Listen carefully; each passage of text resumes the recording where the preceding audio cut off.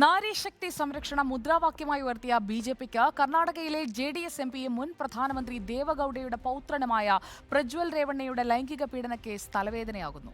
പ്രാദേശിക നേതൃത്വം മുന്നറിയിപ്പ് നൽകിയിട്ടും പ്രജ്വലിന്റെ തെരഞ്ഞെടുപ്പ് പരിപാടിയിൽ പ്രധാനമന്ത്രി നരേന്ദ്രമോദി പങ്കെടുത്തത് കോൺഗ്രസ് ആയുധമാക്കുകയാണ്.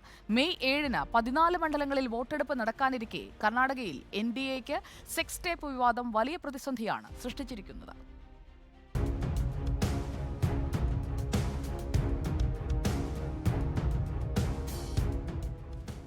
തെരഞ്ഞെടുപ്പ് ചൂടിനിടെ ലൈംഗിക പീഡന പരാതിയിൽ പ്രജ്വൽ രേവണ്ണയ്ക്കെതിരെ കേസെടുത്തതാണ് കർണാടക രാഷ്ട്രീയത്തെ ചൂടുപിടിപ്പിക്കുന്നത്.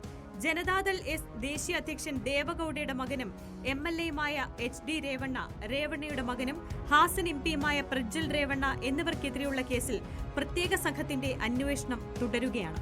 പീഡനത്തിനിരയായ 5 സ്ത്രീകൾ കർണാടക പോലീസിന്റെ പ്രത്യേക അന്വേഷണ സംഘത്തിന് മൊഴി നൽകി.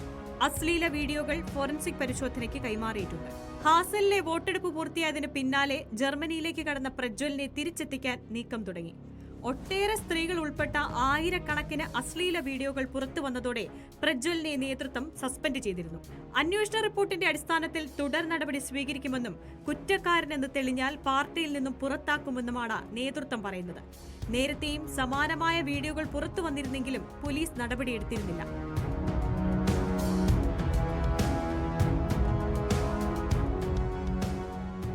ഹാസനിലെ തെരഞ്ഞെടുപ്പ് പ്രചാരണം തുടങ്ങിയതിന് പിന്നാലെ പ്രജ്വൽ രേവണ്ണ ഒട്ടേറെ സ്ത്രീകളെ ലൈംഗികമായി ഉപദ്രവിക്കുന്നതിന്റെയും പല സ്ത്രീകളുമായി ലൈംഗിക ബന്ധത്തിൽ ഏർപ്പെടുന്നതിന്റെയും 100 കണക്കിന് വീഡിയോകൾ വ്യാപകമായി പ്രചരിച്ചു.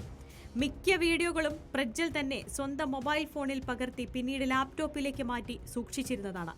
പ്രജ്വലിന്റെ വീട്ടിലും ഓഫീസിലുമാണ് എല്ലാ വീഡിയോകളും റെക്കോർഡ് ചെയ്തിരിക്കുന്നത്.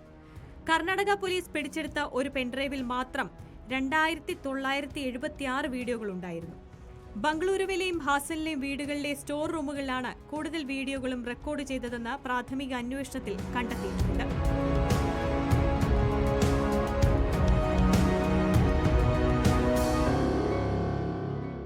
പ്രജ്വലിന്റെ മുൻ ഡ്രൈവർ കാർത്തിക്കിന്റെ പക്കൽ നിന്ന് ദൃശ്യങ്ങളടങ്ങിയ പെൻഡ്രൈവ് BJP നേതാവായ ദേവരാജ ഗൌഡയ്ക്ക് ലഭിച്ചിരുന്നു. മാസങ്ങൾക്ക് മുൻപേ കർണാടകയിലെ BJP നേതാവ് പാർട്ടി സംസ്ഥാന അധ്യക്ഷന് കത്ത് നൽകിയിരുന്നു. ഹാസനിൽ JDSന് സീറ്റ് നൽകിയാൽ തിരിച്ചടിയാകുമെന്നായിരുന്നു കത്തിലെ ഉള്ളടക്കം. ദേശീയ തലത്തിൽ പോലും BJPയുടെ പ്രതിച്ഛായയെ ബാധിക്കുമെന്നും 2023 ഡിസംബർ 8-ാം തീയതി നൽകിയ കത്തിൽ പറയുന്നുണ്ട്. News desk reporter.